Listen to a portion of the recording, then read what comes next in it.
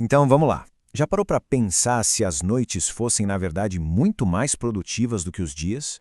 É uma ideia e tanto, né? Pois é, hoje a gente vai explorar uma teoria que sugere exatamente isso, que o maior trabalho da vida de alguém acontece, olha só, enquanto essa pessoa dorme.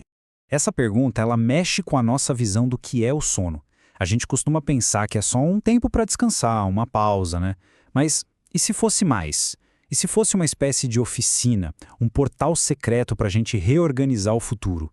É essa possibilidade que a gente vai investigar agora.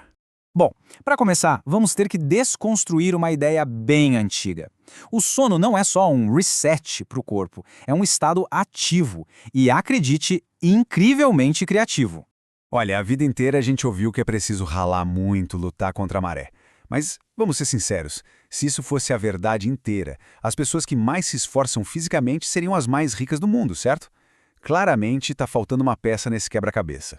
E é aqui que a chave vira. A teoria propõe que enquanto o nosso corpo está lá descansando, uma parte mais poderosa de nós assume o volante, sabe? Navegando pelo futuro e ajustando a nossa rota. Agora sim, vamos conhecer o personagem principal dessa história toda. Uma versão nossa que funciona como um guardião invisível do nosso futuro. E isso aqui não é misticismo, viu? Tem origem no trabalho de um físico, o francês Jean-Pierre Garnier-Mallet. Ele desenvolveu, ao longo de mais de uma década, a teoria do desdobramento do tempo, que busca explicar justamente como o futuro e o presente trocam informações, principalmente durante o sono. Então, o ponto central é este.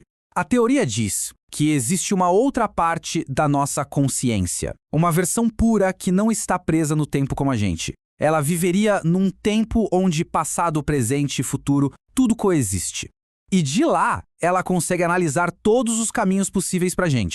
Para entender isso, a melhor analogia é de um videogame. É perfeita. Pensa assim, no dia a dia, a gente é tipo o avatar dentro do jogo, sabe? Com aquela visão limitada, só reagindo ao que aparece na tela.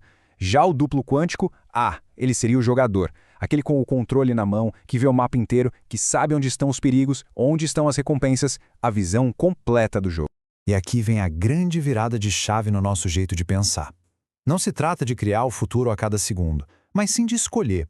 Escolher de um cardápio de futuros que já existem como potencial. Cada pensamento, cada emoção seria um pedido feito a partir desse cardápio.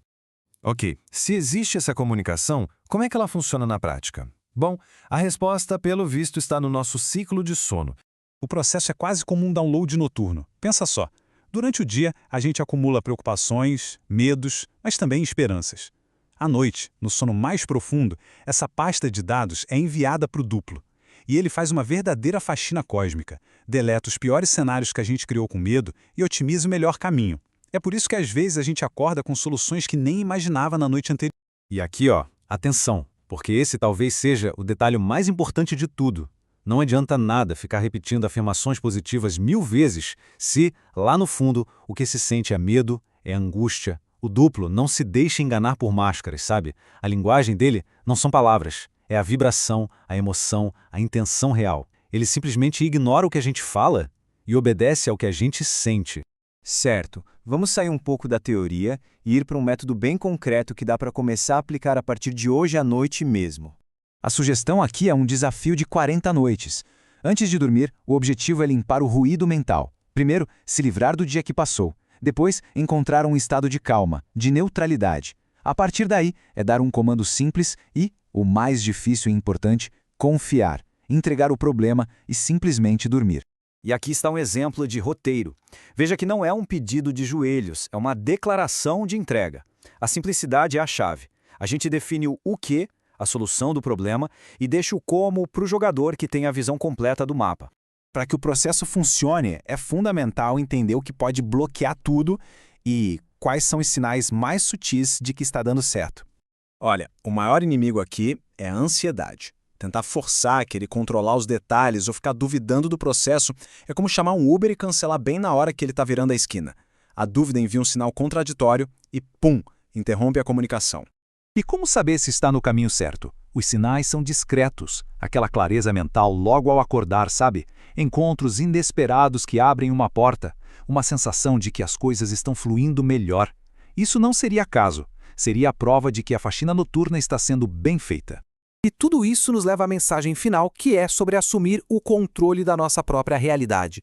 Na maior parte do tempo, a gente vive reagindo, né? Somos movidos por impulsos, por medos, pelas situações que acontecem com a gente. Nesse estado, somos como marionetes, sem nem perceber quem é que está segurando as cordas. A verdadeira liberdade é perceber que essas cordas existem, entender como elas funcionam e, finalmente, assumir o controle. Não se trata de controlar cada detalhe do mundo lá fora, mas sim de escolher conscientemente o estado interno a partir do qual a gente age. No fim das contas, a escolha é sempre agora.